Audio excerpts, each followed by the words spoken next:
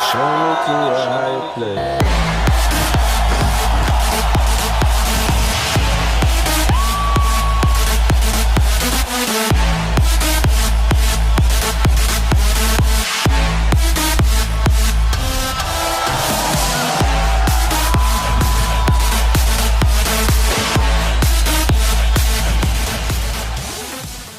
And we have to stress that redundancy is very, very critical to our success against the reptilians because they are extremely innovative and good at countering techniques.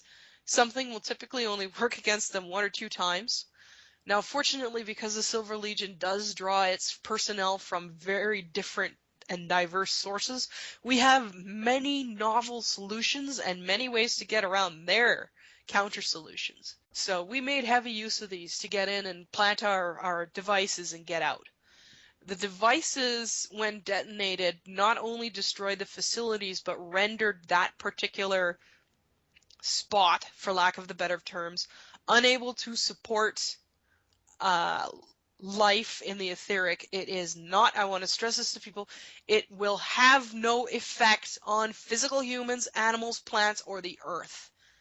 But reptilians, leeches, archons, and even casual wandering observers will not be able to tolerate going into those sites for 5 to 10 years. And we chose that length of time specifically because in 5 to 10 years we should have hopefully have taken care of any stragglers, any particular leftover interference on this planet. If we can deny them these sites, which were ideal for production of these entities, then that we considered that a benefit.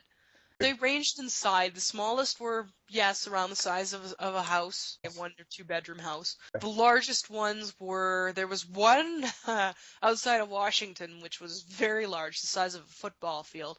But most of them ranged in size between house and, I'd say, basketball court.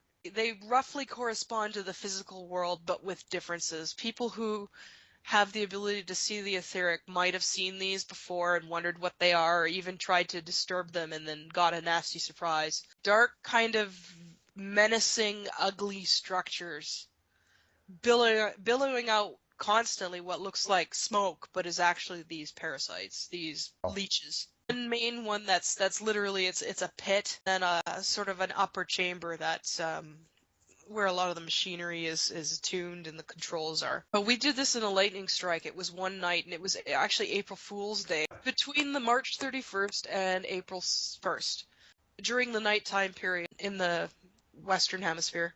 And it was a lightning strike. It was all over with in about 5 hours, our time. And we had to do it that quickly because any longer and we start seeing failure. We'd had some other operations going on to sort of disrupt their attention and keep their mind on other things. We staged an attack on one of their political higher-ups and managed to kill him. His name is, I will tell you his name. His name was Brutus. And yes, that is not an accident. They did have influence on Roman cultures, and they rather admired Brutus for his willingness to take matters into his own hands. Brutus was a very high-level official, and not known for being particularly smart, but known for being very, very vicious. And we managed to goad him into trying to attack us at our own territory, which he did, and at that point we took him out quite handily along with his attacking forces. And this has some interesting consequences, not in that we just took somebody that was helping them and now that weakens them, but this has a ripple down effect.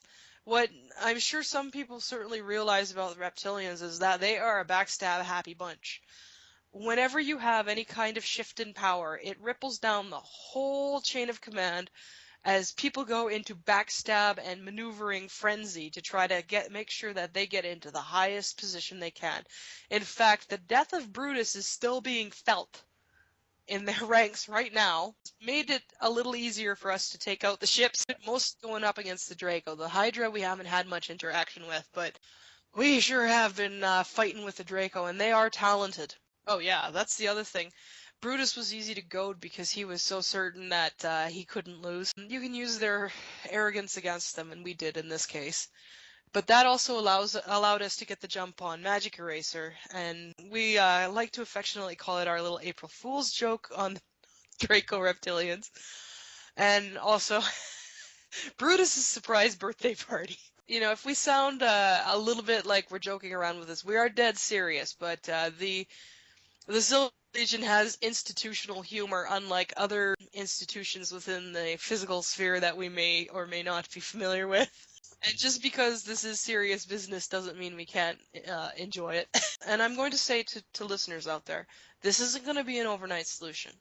Yes, we've taken out the breeding chambers, but there's still untold billions of these things on the loose. They will be dying over the next, well, immediately to about 10 months from now for the ones that are the freshest.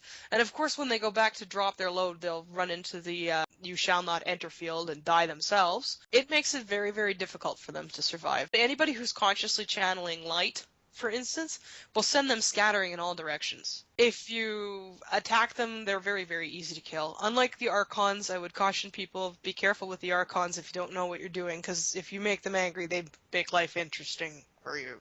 Not in a good way. Yes, they're non-sentient. Archons are incredibly sentient, and not in a good way. They're extremely malicious, they're sentient, they're very, very hateful. They look, I've seen them in one of three ways, looking like little shadowy fetuses with red eyes, looking like little shadowy blobs with red eyes, and looking like little shadowy lizards with red eyes. Yeah, there's a theme here. They're very, very malicious, and I've heard them referred to as the Predator by Don Juan in the Carlos Castaneda books. My species refers to them as Num dal Acaran, which means Bane of the Living. These are highly malicious creatures that basically exist for the sole purpose of plaguing living creatures, feeding off their energy and manipulating them to give more pain, more energy, more darkness. They're going to be a bit tougher to handle. Now, fortunately, they can reproduce, but it's very, very slow, and they can be killed. And yes, killed, destroyed. When these things are destroyed, they dissipate. That energy goes back into the cosmos. Yeah. They are a created entity. They did not evolve. They were not created by Source. They were created, yes, by a malicious person who was very, very upset with the world. And he's since repented and since apologized, but you can't put the genie back in the bottle, right? They attempt to merge directly with the mind of the person that they're plaguing. They'll spur all kinds of erratic behavior. Once again, like I said, they don't physically cause illness, but they sure as hell make it worse. These are the big bad brothers of the leeches. The leeches are the little mindless cousins of Archons. And leeches were developed by a partnership between the Archons and the Reptilians. The Silver Legion has plans to deal with the Archons, but this is something that's going to take a lot more than 3,000 people and a lot more time. It's not something we can do overnight. But in the meantime, hopefully some of the load on humans will be released. It won't be an overnight thing. It'll tie in with the overall raising of consciousness that's going on. I will say this, don't expect world peace overnight, but hopefully this will help release some of the aggression. We've had operations on other planets that are colonized by the reptilians. We've been involved in some base destruction on other planets. We were a little too late to the game to be involved in base destruction on Earth, much to our chagrin. But we have been involved on other planets. I'm not privy to the names of these. I'm not very good at bringing in the names. But we definitely are getting out there and helping and pitching in. We're helping spare the Procyon people all the burden. Well, we have incarnates, and incarnates are physically here, living as humans, born in human bodies, souls in humans, basically, right? As opposed to walk-ins or possessions or anything like that. Me, I was born in this body. It's mine. I didn't take it over. It's mine by right. I'm an incarnate, meaning that in addition to being human, my soul comes from out there, and I'm awake, aware, and working on a mission, a deliberate mission that involves living here and being a human here, with awareness of this fact. A lot of incarnates are sleeping, but those who are awake are usually working on their mission or trying to figure out how to work on their mission. We have had difficulties. The Silver Legion has had difficulties manifesting our personnel on this planet. We call these technical difficulties. It can be done. We've done it on other planets. We've even managed it once or twice here. But there is interference, deliberate interference, that is specifically aimed at trying to keep us from doing just this thing. Well, speaking in broad terms, we have the Cabal. And the Cabal is, while we think of it as this sort of monolithic group, it is actually made up of many, many different factions, of whom work together and some of whom war each other, but they all have one common group, or one common goal in mind, and that is setting themselves up as the absolute rulers of this planet, and all on it. Within that group, we have multiple divisions. Some of them are involved in finance, some of them are involved in politics, some of them are involved in spirituality, etc., etc., etc. And they have divisions among themselves. For instance, you have the Rothschild group, which is opposed to the Rockefeller group, even though they sometimes work together.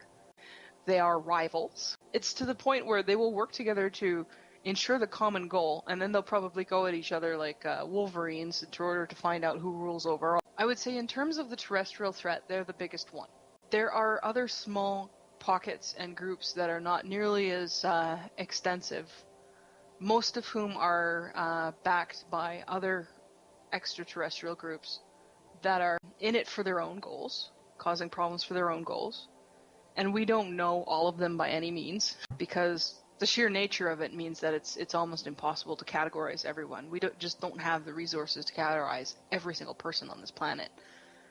There are people who are in it for self-interest, groups or individuals who are in it for self-interest to further their own goals, who aren't associated with any of the above. There's groups of neutrals or positives who are working together, or, collaborating with each other or working on their own in order to help make things better. Some of these are collaborating and others are just, flying on their own. And I would consider these people to be putative allies. They're essentially working for the same goals and doing the same thing as we are, just different methods and different, maybe specialties. Our specialty is military. We deal specifically with off-world threats and removing things like nuclear weapons. Other groups might deal with things like gifting orgonite. Orgonite is a substance that helps produce orgone, life energy, variously called prana, ki, or chi. But orgonite is used to basically rebalance orgone, or life energy, to be more supportive towards life.